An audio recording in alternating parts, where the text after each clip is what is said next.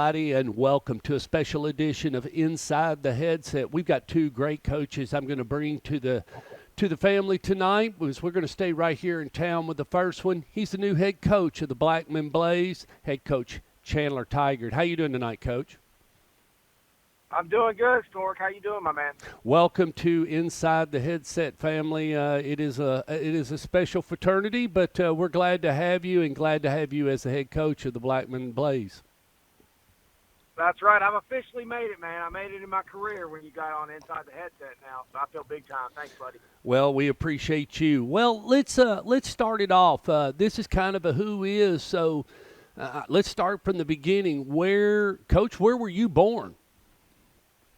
Man, I was born in Nashville, so I graduated from MBA, Montgomery Bell Academy in 2004. Went to Tennessee. In college, I coached there as a student assistant and a GA for about 7 years, and then bounced around Division II for a little while, a couple different high schools. So stop right there. You were at UT when Marcellus got there. Yeah, I was there for Philip Fulmer, Lane Kiffin, and Derek Dooley. So I was there for a long time. And then you saw Rodriguez. Yes, yeah, Rod was a great dude. So I liked him a lot. Okay, keep going. So you were at Tennessee, grad assistant. Take it from there. Yep. So then I was the D-line coach at the Cumberlands up in Kentucky. I was the D-line coach, and then the receiver coach at Missouri Southern out in Joplin, Missouri. I've been the defensive coordinator for 2 years at Notre Dame in Chattanooga. I was the offensive coordinator at Ravenwood in 2017. Then I was the offensive coordinator at Madison Academy in 2018. Then the head coach at North Jackson in Stevenson, Alabama, 2019-2020. Who was head coach at Ravenwood when you were there?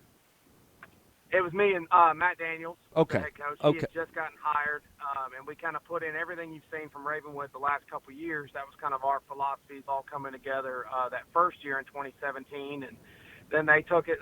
They took it off and sent it into the stratosphere the last couple of years, and then we're kind of doing the exact same thing at Blackman. Very, very similar to what we did at Ravenwood back in those first years there. Okay, and when you say setting that offense and everything, what are you talking about in that set? I mean, basically, what are those principles you're looking for of that set or that format or that template? Yeah, well, first of all, it wasn't just the offense; it's kind of the culture and the coaches we hired, and we made sure that it was kind of an ego-free culture and a lot of fun, and it's just completely different. It's very new school and a lot of new philosophies, and it's player-friendly, player-led. Like, we let the players come up with their own rules and their own core values because they're more likely to hold each other to those rules if they come up with it. So that's what? Very different, So what is like a set of rules? Are those written rules? Kind of what am I looking at there? Yes and no. Like, so at North Jackson, they came up with their own core values. That was discipline, toughness, family, pride. That was part of their tradition. That's kind of always been there and what their daddies talked about when they were growing up. So that was important to them. So then that became important to the program, and then that's what we talked about on a daily basis. So then if a player is being undisciplined or jumping off sides, the other players are more likely to hold that player accountable because they believe in their heart that that's important to the program, if that makes sense. It's not like I'm not coming in and saying these are my personal core values or I believe this is important or this is what Clemson or Ohio State believes, and we're going to put that on the wall. It's whatever the actual kids believe. That's what we say as coaches, and that's what we reinforce. That's what we put on the wall. That's what we put on T-shirts, and it kind of just builds the culture from scratch there. So you're using more of a fraternity type situation. I was in a fraternity in school. Of course, that's a set template I was a Sigma Chi, so you come through, you do friendship, justice, and learning. Those are the principal values. And so you're kind of doing that, but you're letting these players set that tone and set those maximums out there. Correct. I mean, it's guided. They're not going to come up with something out like completely off the wall or crazy. And ultimately, football, the same things are important to every team. Like discipline and toughness. If you're not a tough team, you're not going to win a state championship. If you're not disciplined, you're not going to win a state championship. So that kind of stuff carries throughout all the different programs. But some things are different. And you just kind of pick what words strike their heart, and then that's kind of where we go from there, building that kind of culture piece. And it's really important what adults that we hire and let them around the kids and That's kind of the second part of that. And, we just kind of start moving on from there. The next part is we get them the swaggiest, coolest gear and uniforms and stuff that they could ever imagine because they're teenagers, and we got to keep that in mind. So if you want to reach a teenager, put some flashy new toy in front of them, and then all of a sudden they're going to pay a little more attention. So we do that with the uniforms and all the gear, and we give out a whole lot of cool stuff to these kids. So what's a week like? Let's run through a week. What will a typical kid? I kind of know some of the programs like how most of them run. So Monday, what will let's say you play a game on Friday night. What will Saturday be like for you? Or let's say Friday after or let's say Friday after the game. Let's start from right there. Then we can come back up to kickoff. So let's say the game is taking place, and kids are changing and getting ready to leave the Blackman Blaze field house and everything. What is normally now going to be your routine? I know you're going to trade video, but how do you normally go through now? Friday night has occurred. Take me through from right there. Well, the best part, man, is hopefully Friday nights we win because we create what's called Club Dub in the locker room. So we got these flashing lights, and I got the music blasting, and we turn it into a nightclub when we win. So that's the first part, man. You got to have Club Dub when you win. The coaches are always kind of hanging out, celebrating together in my office, and we're kind of watching film, and we start typing stuff in that night. But we have Saturday completely off, coaches, players, everybody. So how late? On Sunday, stop right there. How late will you work Friday night? So when will be shut-off time that you guys normally, hey, we're going to put this stuff to bed and pick it back up. So when does that end and you all leave the field house? I'm usually about the last one to leave. I can't really go to sleep, so I kind of stay up till about 1, 2 in the morning, sometimes later, depending on road games and stuff. You're wired after games, so especially win or loss. So, it can be a late game or a late night on Friday. Okay. So then Saturday morning, you have a media show. You're going to do it and then take it from there. So now it's probably about 10, 11 o'clock. So what happens? Anything on Saturday? We don't meet. All the coaches, they do all the opponent work, and they do their our self-scout, our grading, and all that kind of stuff on Saturday. Everybody kind of is on their own. We don't get together at all on Saturday. On Sunday, we have what we call Tell the Truth Sunday. The coaches come in first, and then the players come in later in the afternoon. They get a lift and a run in, and then we also watch the film and see the grades from the previous day. So we want to get the Friday game breakdowns and everything over with on Sunday with the players, and then we stay late Sunday night as coaches finishing up the game plan for Monday because we get in the game mode. We pretty much put 95% of the game plan in Sunday night. It doesn't really change that much week to week, but Sunday night's a long night for the coaches. And then on Monday, we go ahead and have our we call it Man Up Monday. So it's full pads on Monday. That's a little different than a lot of schools. Even if JV kids have a game that day, they go full pads. It's a full padded practice. It's about an hour and 15 minutes. It's full go, tackle to the ground, the whole thing. And then on Tuesday, we've got Turnover Tuesday for the defense or No Turnover Tuesday for the offense. That's going to be a 2.5-hour practice, a longer full field, throwing the whole field, deep shots. We do that on Tuesdays. Third down, third and longs, it's on Tuesdays. Wednesday, we call it No Break Wednesday because we do nothing but situations. So it's red zone, 7-on-7, red zone offense, review goal line, short yardage again. So it's all kind of different situations, 2-minute, 4-minute. We teach a lot of situations, football situations with the kids. It's kind of like NFL philosophy. So we think a lot about situations, special plays, and last play before the half, that kind of stuff. We cover that some on Wednesday. Thursday, we don't have a walkthrough. A lot of teams will do the walkthrough in helmets and shorts, and it's real slow pace. We actually have a full practice, but it's only 45 minutes. So we wear shells and everything on Thursdays. We get after it pretty good, but it's pretty short. And then, on Friday, sometimes we've done a game day lift in the past. Sometimes we don't. It kind of depends on the kids. But we for sure, the JV get a lift in on Friday. And then we get ready for the game, have some walkthroughs, meditation. We do yoga, stuff like that on game day. Wow. And then kickoff occurs, and we run right back through it again, the whole routine. I like that Sunday night, Coach, that where you're going to get that video and everything. You're going to close out last week on Sunday. No more whatever happened last week is done Sunday somewhere around 7 o'clock, I take it. Yeah, well, especially with the kids.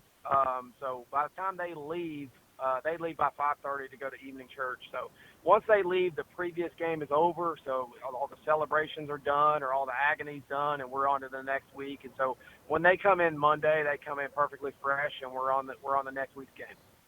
When you start to think about building your staff and everything, have you been able to find? You're going to call the offense, as you said in your press conference, but have you been able to find a defensive coordinator?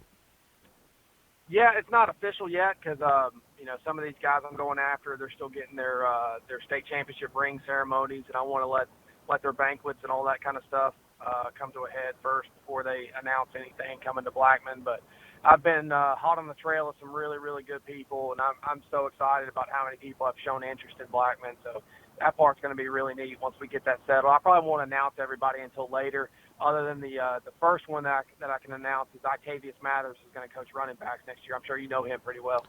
Yes, I do. I know iTrain really well. I did a lot of video work on iTrain. That's one of the kids that's the only kid that when you get ready to hit the record button, you take a deep breath because you knew if he gets the ball in his fingertips, he gets to second level, he's gone. It's going to be a tough time catching him. Well, he was raving about your video work just as much as you are about his athletic ability. So he was going on and on about that today when I told him I was going to be on here. Well, the funny thing about it is he'll have to tell you a story. He got to Ole Miss, and they were all his buddies and freshman or sophomore in the new Ole Miss Rebel team, and they're all sitting around having a big time. And one of them said, "Octavius, you're not on Huddle." And he said, "You won't find me on Huddle, brother." He says, "I'm on YouTube. My guy put me on YouTube. It was a different recruiting trail." And yeah, he was just electric and just fun fun. The family was great. He was great. I don't think we said two words through his whole from the time I saw him till the time he graduated. We never said two words. I did what I had to do, and I'd see his dad, and his dad would ask me a couple of questions. I said, "We'll get something up after the game, Coach. Don't worry, I'll get you something going." And yeah, he was a lot of fun. It's a really small world, man. Because when I was at the Cumberlands my 1 year after leaving Tennessee, I actually recruited his brother D. So that's when I met D first, actually, before Octavius, and then. We really hit it off when I first got hired. I got Octavius to come down, and, man, he's done a great job since he started, and he does such a good job, and he's so humble around these kids. And today he was coaching up, the freshmen and the sophomores, some of these younger guys on the lifts, and, man, I'm so happy and thrilled that he's with us. He has a lot of knowledge. Like I remember as he was moving through his transfer from Ole Miss to MTSU, I said, "What's the biggest thing about, SEC ball, that they teach you as a running back?" And he said, "There's just so much more detail. So much more detail of what you're doing as a tailback besides getting the ball and just taking off." Oh, yeah, 100%. So I'm thrilled that he's going to be able to share that with these kids. And we've got a bunch of solid-looking running backs that I've seen so far. There's a million of them on the team. So it's kind of funny. Every kid I asked what position they played last year, they all play running back and linebacker. So we got about 15 running backs to go through this year, so we got to figure out who's going to get it done for us. But he's a great one to have. So he's now Coach Mathers, so getting him on the team's been a big deal. Speaking of that, talk a little bit about, you're going to be losing a veteran quarterback and everything. Have you had a chance to look around and see who you like as a signal caller? You can mention that you've got 4 or 5, or you can mention some names, or, that it's still wide open, just anything. And I'm not trying to create a contest whatsoever, but if it is, let it be. No. I mean, it's completely, every position's wide open, Stork. So when you get a new coaching staff, and even with us every year, it's going to be wide open. So, there's some returning quarterbacks. Isaiah is coming back.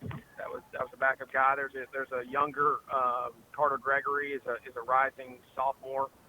Who's going to be really good in the future. So there are quarterbacks on the roster, but when it comes to every position, man, nothing is set. We haven't gotten the ball out yet. All we're doing is working right now. So we're doing the mat drills at 6:45 in the morning every day out there in the cold. I think it was 30 degrees this morning. The sun was out. You can see everybody's breath. So they're working hard there, and then they come back after school and get another lift in for the kids that aren't in school because, we're on this alternating block schedule right now. And so we're basically doing workouts from 6:45 to 4:30 all day long, and these kids have just been getting after it. We've had over 80 kids every morning since I started, and that's without spring sport kids, baseball kids, and rising freshmen. So there's going to be a ton of players on the team. The numbers, man, that's the thing that fires me up the most about Blackman. It's just the total number of athletes, the total number of players. I've never been around a team that, had this many solid, good-looking bodies. So I'm fired up to see what we can do with these kids.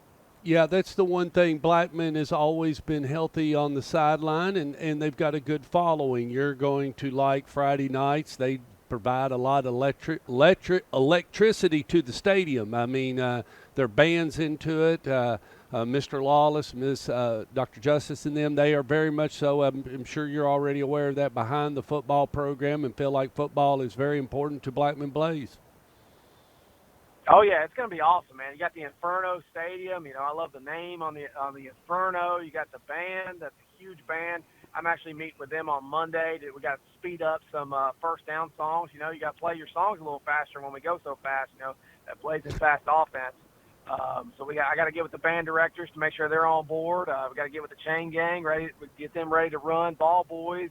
I mean, it's an entire organization to get this thing operating as fast as we want to go. But I'm really excited about the student section. I kind of want to see that in a non-COVID year and see what we can do there. I know Ravenwood did such a nice job when I was in school there because you had 1,700 kids in the stands every Friday night cheering on, filling up half the stands. And they had student section leaders, yell leaders, and different chants and stuff they were doing. That's really what I missed. After leaving Ravenwood, I've always kind of wanted to be the head coach at one of those big schools that's got 2,000 students in the stands and a huge band and Friday night lights and the whole thing. And so definitely got that in Blackman, and we got an exciting product to see on the field. So I think combining the two things, man, it's going to be a great fun experience for everybody. Let's roll around the horn. What do you know about the head coach of the Rockville Rockets, Coach Rice? I don't know much about Coach Rice. I'm friends with his son, Tyler. So his son is the offensive coordinator at UNA, and he was recruiting one of my receivers, Nigel Lanier from North Jackson. So we kind of hit it off. I just texted Coach Rice about a possible jamboree in the future, but I don't know him personally that well. Head coach at Siegel. I don't know him at all. You don't know him at all. Ben Cottle down at Stewart's Creek. So I believe, is his dad Ed Caudell? I am not for sure. I've never asked Ben who his father is. I'm 99% sure his father's Ed Caudell, who coached at NBA when I played there. Okay. Let's move over to Riverdale. How about head coach Will Kreisky? I don't know Will. I know his brother, who's at Centennial, and we've always been very cool. But I'm not a Rutherford County guy, so I don't know a lot of these dudes other than my man Creasy. Okay, so and now we move to the final one. That'll be your opponent, the head coach of the Oakland Patriots, Kevin Creasy. Yeah, that's my man now. So we go back a long time, ever since he was at Trousdale. So how do you know Coach Creasy? Well, so my wife is from South Pittsburgh, Tennessee, which is a big 1A powerhouse, and it's right over the state line from North Jackson where I was coaching at. And, I'd go to the state title games and watch them play, or I'd watch as a college coach go over there, and me and Coach Creasy kind of met somehow at a state championship game and kind of kept in touch since then. They do a lot of Photoshop graphics and stuff, and back in 2015, I was at Notre Dame and kind of starting the graphic game in high school, and I kind of helped Coach Creasy and Josh Connor get the graphics game going at Oakland. I'm regretting that now because they do the best job around, but we hit it off, man, way back then. So me and Kevin have been very nice and gotten along great for years, and I thought it was really funny that I took this job, and he called me and texted me immediately, and we've been talking some stuff to each other, but it's all good fun, and he's a great coach. He's got the best coaching staff in the state right now, and I respect him so much, but at the same time, I'm the coach of Blackman now, so they set the bar very high, but we got to do what we can to come after them. And you said this was one of the best places that you really wanted. This is the place to coach. We all think it is a great region. It's a great area to be in on Friday night anywhere in this county and everything. But so far, is there anything you can let us in on to let us know besides you've got great numbers, you got great support, just all the other things? What is anything else you've noticed about Blackman that you just like, wow, I did not know that this was this? Honestly, I was really surprised at how similar the schools are between Blackman and Ravenwood. That kind of caught me off guard, because Blackman's such a good academic school. I didn't know that necessarily until I went into the interview and all that and started learning more about our Blackman Collegiate Academy and how Dr. Justice is with academics and how well we've done on ACT scores and stuff like that. So that part was really exciting because I've traditionally done better at programs that have got really smart kids. The second part is, man, like I've put them through a grueling workout since I've been hired. I mean, I'm talking 2-a-days basically every day, and we've had zero pushback whatsoever. These kids are so hungry to win and to work hard, and I've been putting them through the ringer, and they've just been so excited. I lead some of the workouts, I think this past Monday or Tuesday, our blaze drills weren't to the tempo that I wanted in the first half of it, so I took off running, and to remember the Titans style, when Coach Boone started running through the woods. So I took off running 2 miles all over campus, and these kids are following me thinking I'm crazy. But it was really hard for some of these guys, but they're smiling the entire time they're doing it. So, man, I'm just so thrilled with how hard these kids are working, how much fun they're having, because they're working harder than probably they've ever done in a long time, but they're having more fun at the same time than they've ever had. So that's exactly kind of what our culture does, and we're hitting that off exactly right, probably even better than I expected, Stuart. It's just been that part's been the most surprising and the most exciting part for the future. I've only got one more question. Have you been able to locate the cannon you're looking for? Not yet. So we're on the hunt for a cannon. So I want JROTC to be firing that sucker off when we score.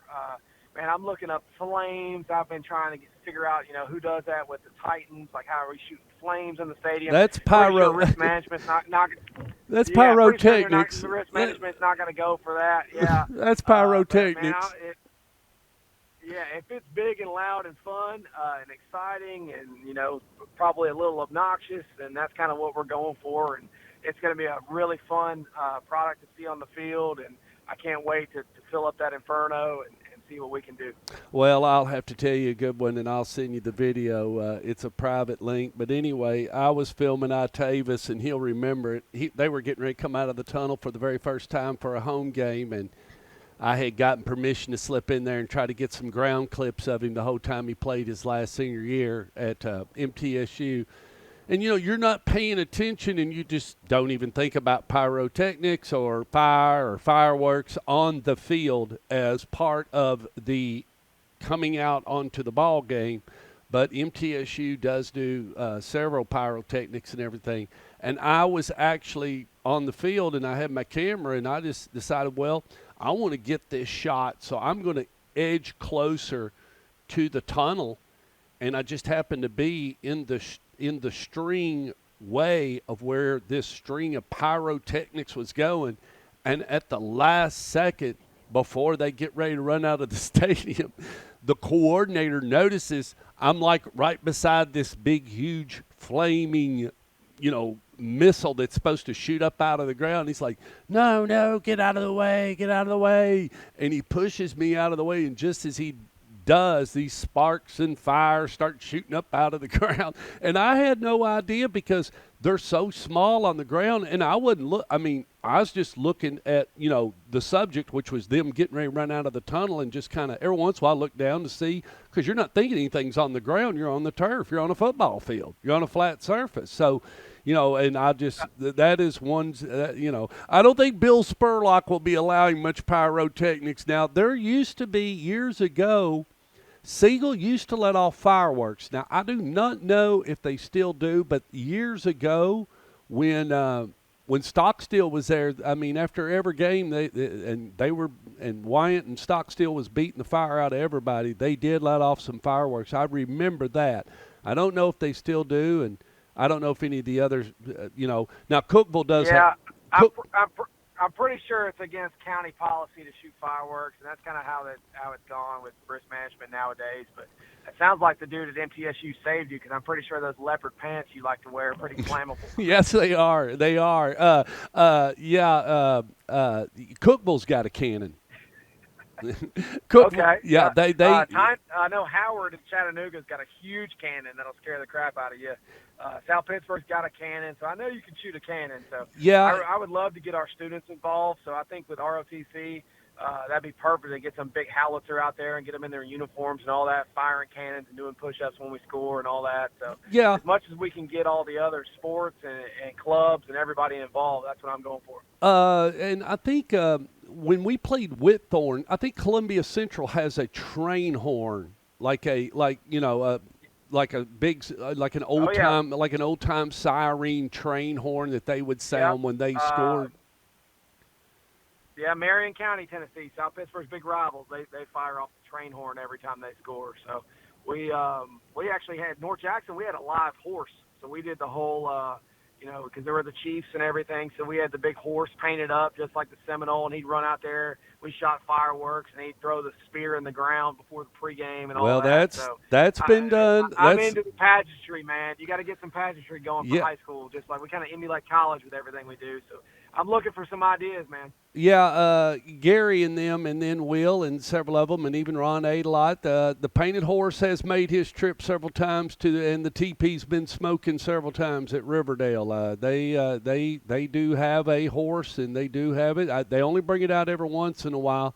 It's a lot of coordination. I mean, but Rutherford County, our county sheriff's department, now they definitely have you'll definitely see them at the football game. Some of the first ones, they'll have their horses. They'll have their horse patrol out and everything. We got a great community. Well, I hope Riverdale doesn't have the horse out, because that's really going to confuse my 4-year-old camp, because we were the Chiefs the last 2 years doing the chop, and that's his favorite thing to do. So he's going to be really confused this year. So hopefully they're not playing the chop too much. It's a special place over there at Riverdale when you go there for that first game. It's pretty wild. I tell you, there's some great stories about that place. But anyway, Coach, do you have anything else to add? And we'll be talking, I guess, in about 35 days as you grow closer to spring ball, and then we'll talk about what your routine there is and what you plan on getting done. But do you have anything else?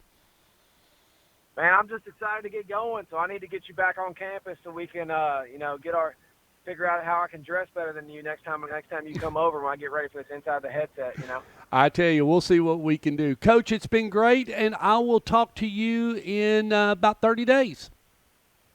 All right, Stork. Thanks a lot, my man. I appreciate it. See you. Bye.